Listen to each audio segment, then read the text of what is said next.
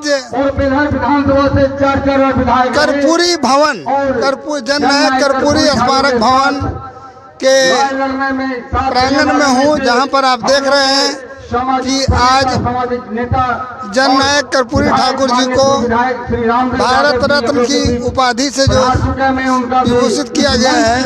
और देखिए ये कार्यक्रम स्वागत करते हैं। हम लोग के बीच प्रोफेसर विलक्षण दास, जो बहुत ही सूझबूझ रखने वाले, बहुत ही शिक्षा जगत से बहुत ही ताल्लुकात रखने वाले, अम्बेडकरवादी, लोहियावादी, कर्पूरीवादी विचारधारा को आगे बढ़ाते हुए और हम लोग के विचारधारा में शामिल होते हुए, लालू यादव के विचारधारा को बढ़ाते हुए और महान व्यक्तित्व के लोगों की विचारधारा से बढ़ाते हुए हम लोग के बीच श्री विलक्षण दास पधार चुके हैं। मैं उनका भी हार्दिक स्वागत करता हूँ।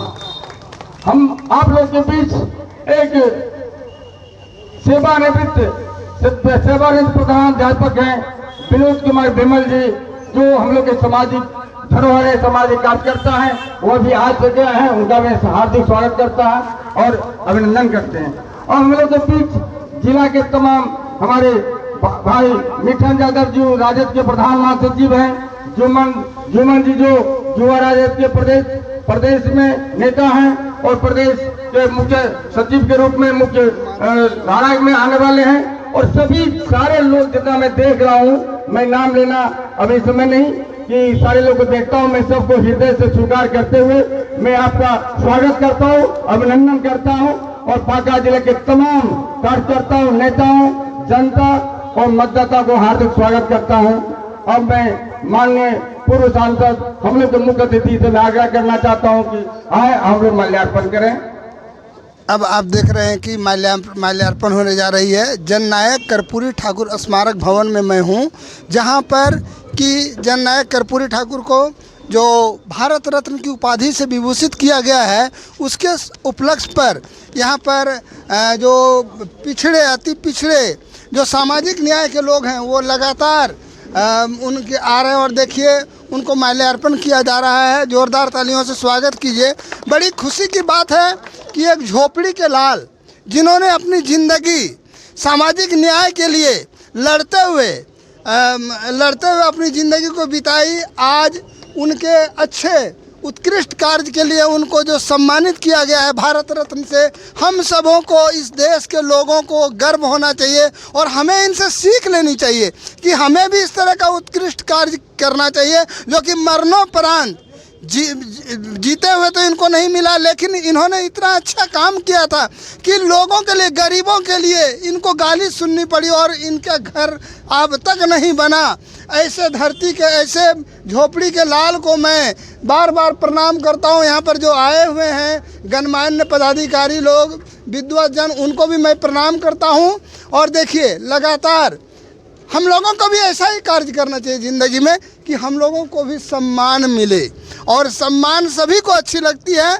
देखिए लगातार उमड़ती भीड़ माल्यार्पण के लिए। क्या इन्होंने एक उत्कृष्ट छवि के, व्यक्तित्व के धनी, सृजनशील व्यक्तित्व के धनी श्री जननायक कर्पूरी ठाकुर, जिनको मरणोपरांत भारत रत्न की देना तो है ही ना, देना तो है ही कि जिन्होंने अच्छा काम किया उसको ना दीजिएगा तो फिर कैसे होगा। और कहता है कि नहीं फूलते कुसुम अमित बार राजाओं के उपवन में, अनेकों बार फूलते हैं पूर से दूर कुंज कानन में। कौन कहता है कि झोपड़ी में लाल पैदा नहीं होता है। और देखिए आज उसी की एक जो आपके सामने एक छवि है, उसी का जो मिसाल है। देखिए हमारे सर लोग आए हैं, भागलपुर से आए हैं, दूर दूर से आए हैं, और इसी का मैंने अच्छे कर्मों को करने का प्रतिफल है कि इनको मरणोपरांत भारत रत्न दिया गया, और सिर्फ इनके कर्मों के कारण दिया गया है। ऐसा नहीं कि किसी ने इनको उपहार स्वरूप दिया है। देखिए लगातार माल्यार्पण किया जा रहा है और दूर दराज से लोग जिंदा अमर रहे, कर्पूरी ठाकुर अमर रहे, अमर रहे, अमर रहे, भारत रत्न जननायक कर्पूरी ठाकुर अमर रहे, अमर रहे, अमर रहे, भारत रत्न जननायक कर्पूरी ठाकुर अमर रहे, अमर रहे, अमर रहे। अब हम लोग के बीच मुख्य अतिथि श्री जनार्दन बाबू, हमारे पूर्व विधायक श्री रामदास यादव जी, हम लोग के प्रोफेसर विलक्षण दास जी, बम्बम जी प्रमुख साहब, मिठन यादव जो समान हमारे उमाशंकर जी, जुम्मन साहब, राकेश सिंह, हम सभी सारे लोग इतने हैं, सारे लोग आए और कुछ लोग आके और उसके बाद दीप प्रज्वलन करके इस समारोह का उद्घाटन करें। अब धीरे धीरे ये कार्यक्रम आगे बढ़ता जा रहा है और जो दीप प्रज्वलित करके कार्यक्रम का शुभारंभ हो रहा है। और देखिए भागलपुर विश्वविद्यालय के डॉक्टर विलक्षण दास जी हैं और यहाँ पर जो हमारे श्री रामदेव बाबू हैं और बड़े बड़े पदाधिकारी आए हैं। और हम लोगों को जीवन में ऐसा ही सोचना चाहिए कि इस झोपड़ी के लाल जननायक कर्पूरी ठाकुर से हम लोग को प्रेरित होना चाहिए कि हम होंगे कामयाब, हम होंगे कामयाब। देखिए दीप प्रज्वलित किया जा रहा है, जोरदार तालियों से स्वागत किया जाए, जोरदार तालियों से स्वागत किया जाए। दीप प्रज्वलित किया जा रहा है। हमें इस प्रकार के झोपड़ी के लाल पर गर्व होना चाहिए कि आखिर हम भी तो उसी से आते हैं, वहीं से आते हैं, हम भी उसी गरीब दलित और सामाजिक न्याय के लोगों के बीच से आते हैं। हमें भी उत्कृष्ट कार्य करना चाहिए और इस कार्यक्रम से जननायक कर्पूरी ठाकुर जी को जो भारत रत्न दिया गया है उससे हम लोगों को एक सबक लेनी चाहिए कि हम लोगों को जीवन में अच्छा करना चाहिए। देखिए देखिए अब मैं दिखा रहा हूँ, देखिए कितना सुंदर स्मारक बनाया गया है, कितना सुंदर स्मारक बनाया गया है। देखिए दीप प्रज्वलित किया जा रहा है। ठाकुर अमर रहे, अमर रहे, अमर रहे, कर्पूरी ठाकुर अमर रहे, अमर रहे, अमर रहे, भारत रत्न जननायक कर्पूरी ठाकुर अमर रहे, अमर रहे, अमर रहे, कर्पूरी ठाकुर अमर रहे, अमर रहे, अमर रहे। चलिए मैं बांका जिला अध्यक्ष श्री अर्जुन ठाकुर जी को और यहाँ के जो उत्साहित सामाजिक न्याय से जुड़े हुए लोग हैं उनको मैं अपने चैनल की ओर से बहुत बहुत बधाई देता हूं कि आप लोगों ने लगातार इस तरह का कार्यक्रम करके वैसे गरीब दबे कुचले लोगों को जिसके मुंह में आवाज़ नहीं थी उसके मुंह में आवाज़ देने का प्रयास किया है कि हम शान से कहते हैं कि हम वहीं से आए हैं जहां से हमारे जननायक कर्पूरी ठाकुर जी आए थे। हमें अपने जाति पर, अपने मातृभूमि पर, अपने माँ पर और अपनी मातृभाषा पर गर्व है। हम उसके साथ कभी समझौता नहीं करने जा रहे हैं। हम किसी भी हालत में ये नहीं कहने जा रहे कि हम इस जाति से नहीं हैं।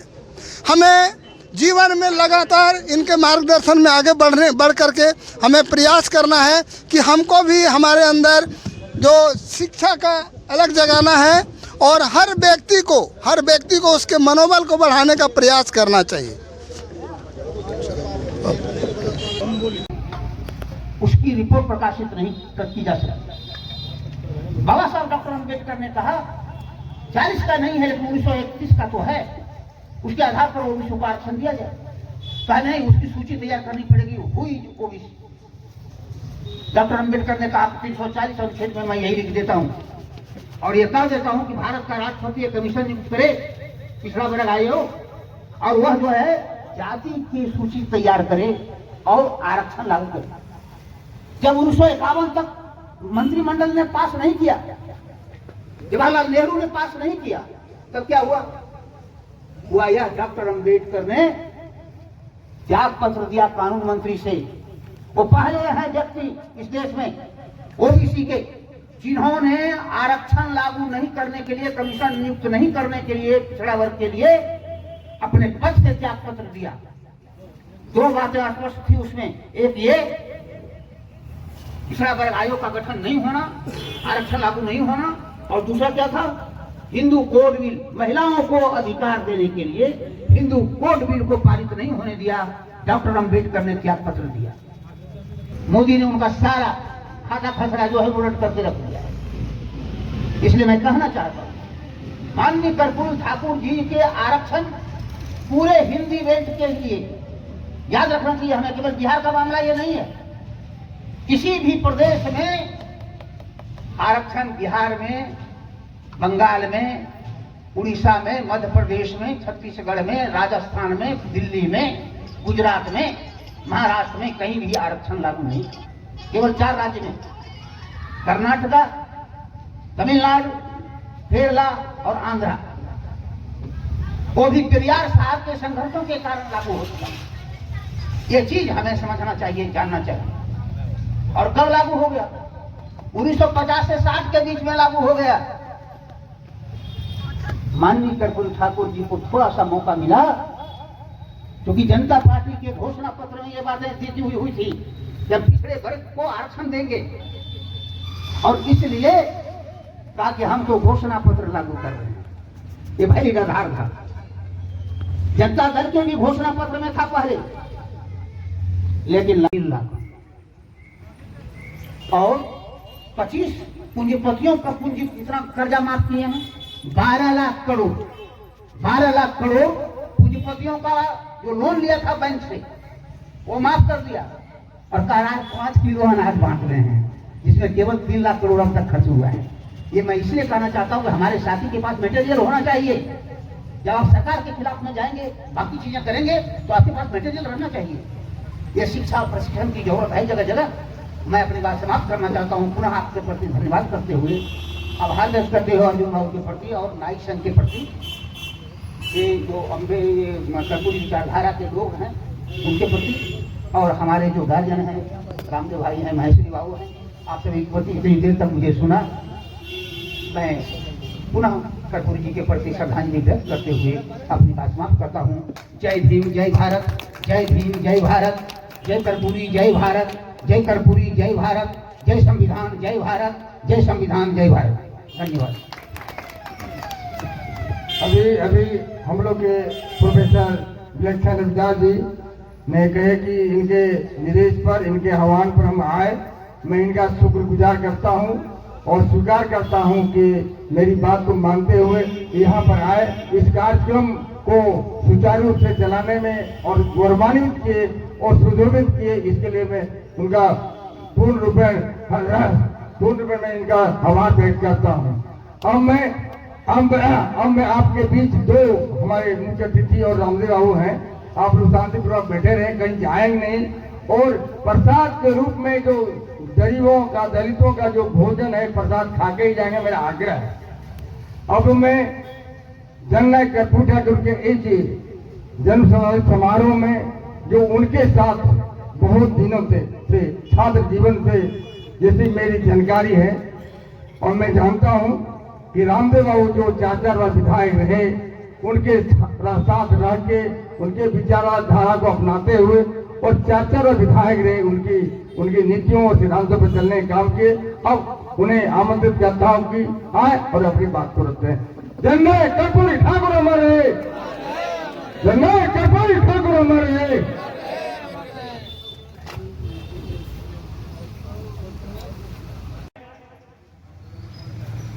इन सभी लोगों ने पूरे देश भर में और राज्य भर में कर्पूरी जी के देश रत्न मिले, इसके लिए लगातार संघर्ष करते रहे हैं।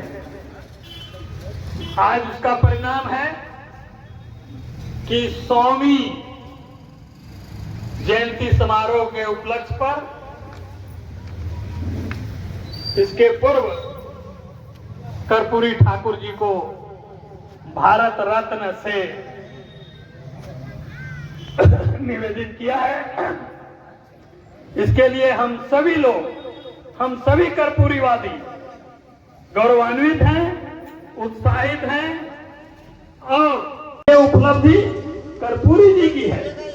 उसी समय से हम लोग कर्पूरी जी के भक्त बन गए, और जब भी भागलपुर आते थे, तो हम लोग तो भागलपुर में रहते थे, जब भी भागलपुर आते थे, बिहपुर आते थे, बांका आते थे, तो यहाँ यही सजदा बाबू जो उनके बहुत करीबी लोग थे, उन्हीं के माध्यम से यहाँ कार्यक्रम हुआ था।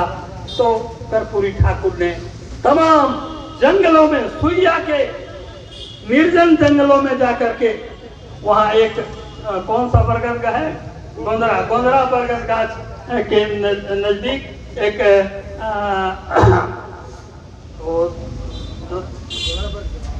वो जो थे वहाँ सफल बनाए, और कर्पूरी ठाकुर लगातार वंचितों के लिए, गरीबों के लिए, शिक्षा के बारे में इन्होंने चर्चा किया। आपको मैं बताना चाहता हूँ, मैं एक बार कर्पूरी ठाकुर जी भागलपुर आए थे, हम लोग के बीच उपस्थित हैं और हमेशा इनका राह मिलते रहता है, इनका पथ प्रदर्शन मिलते रहता है। आप लोग के बीच आए हैं। अब पूर्व सांसद बांका के जो राज्यसभा के सांसद रहे हैं और गार्जियन रहे, अब आए और अपनी बात को रखें। श्री जनार्दन यादव जननायक कर्पूरी ठाकुर हमारे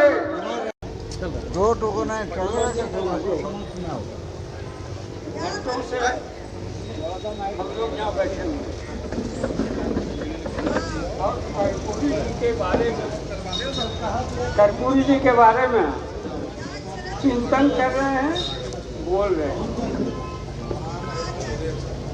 लेकिन नए भागलपुर सिटी के प्रोफेसर जी पहली बार आए हुए दशरथ ठाकुर जी इसके पहले भी आए हुए हैं। ये दोनों गरम दल के नेता हैं, लेकिन हमारे कर्पूरी जी साधारण लोगों के नेता, साधारण लोगों के नेता बोलते बोलते सब लोगों का नेता बन गए।